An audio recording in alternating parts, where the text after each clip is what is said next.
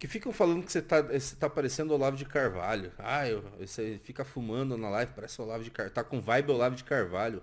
Muito obrigado, agradeço a todos. O Renan, Mas não, eu nunca serei. Tipo, eu teria que reencarnar para ter a cultura, o conhecimento. O velho era brilhante.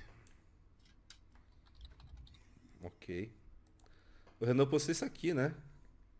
Você viu? Deixou um monte de bolsonarista puto no Twitter.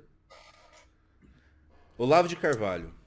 A direita, se quer progredir, não precisa de nenhuma unidade entre os incompatíveis, não precisa de afagos a oportunistas e vigaristas. Precisa exatamente do contrário, precisa de um partido inicialmente pequeno, mas disciplinado e intransigente, que não aceita alianças com ninguém e não ceda 1 milímetro do seu programa. Seja sob o pretexto que for, esse programa tem de ser simples, claro e refletir as preferências majoritárias do povo brasileiro, tal como reveladas em sondagens de opinião, sem nada lhe acrescentar nem tirar. Esse partido tem de possuir um bom serviço de inteligência e um bom grupo de intelectuais qualificados para oferecer diagnósticos e cenários para orientar a liderança. Só deve aceitar militantes que prometem, pela causa, sacrificar sua vida, sua honra, seus bens, sua liberdade. Como os Founding Fathers, o resto é conversa mole de palpiteiros e amadores. Sim.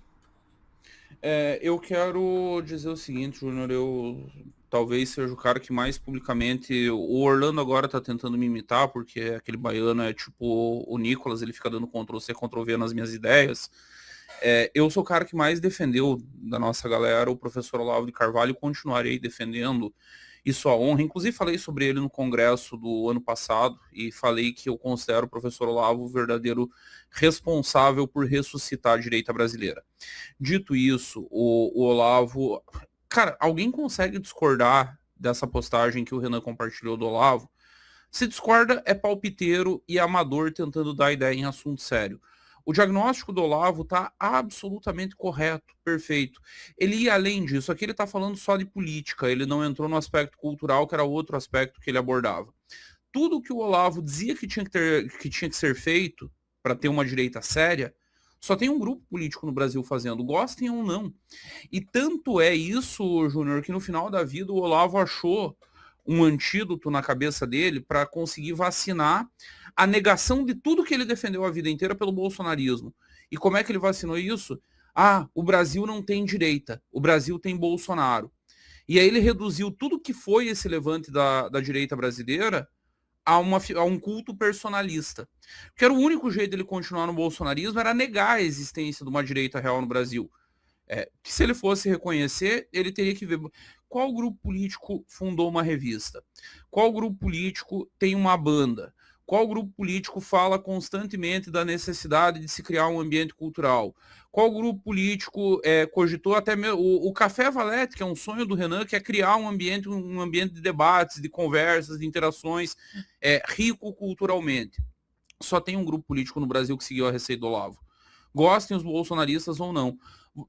Do lado de vocês reduziram tudo a um culto personalíssimo, reduziram não a uma pauta mínima. Tem uma velha discussão do movimento comunista, que é a discussão entre os trotskistas e os stalinistas, e os stalinistas diziam que os trotskistas eram maximalistas.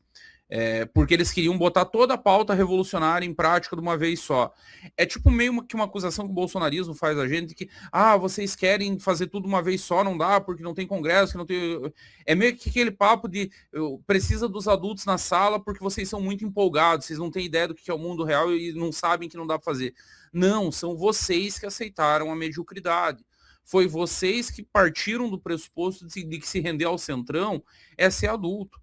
O impeachment foi feito sem se render a ninguém e construindo alianças, e sendo adulto, e sabendo que concessões eram necessárias, e construindo parcerias, mas sem abrir mão do essencial. Vocês abriram mão do essencial.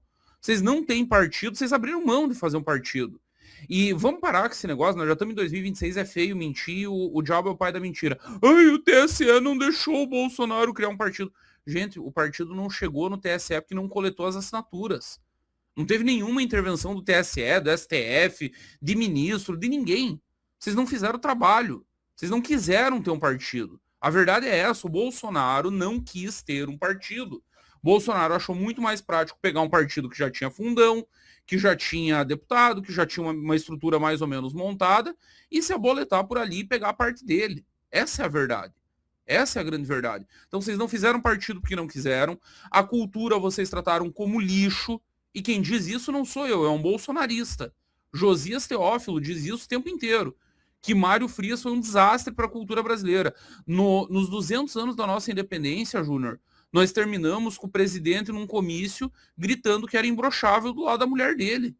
200 anos da independência do país.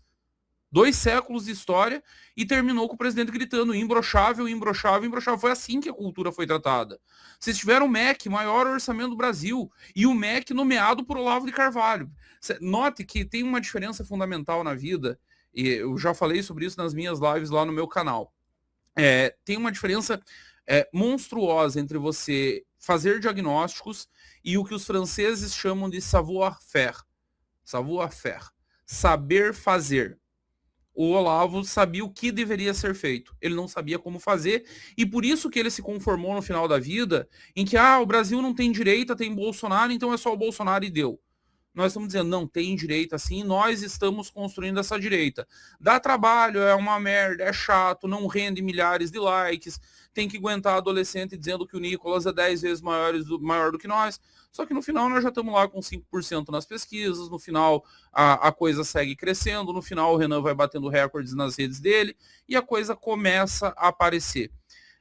Quando você começa a construir a casa pelo telhado, ela desaba. O bolsonarismo foi isso, uma construção que veio do telhado para baixo. Nós estamos indo pela base, é muito mais chato, é muito menos glamuroso, mas no final a casa vai parar em pé.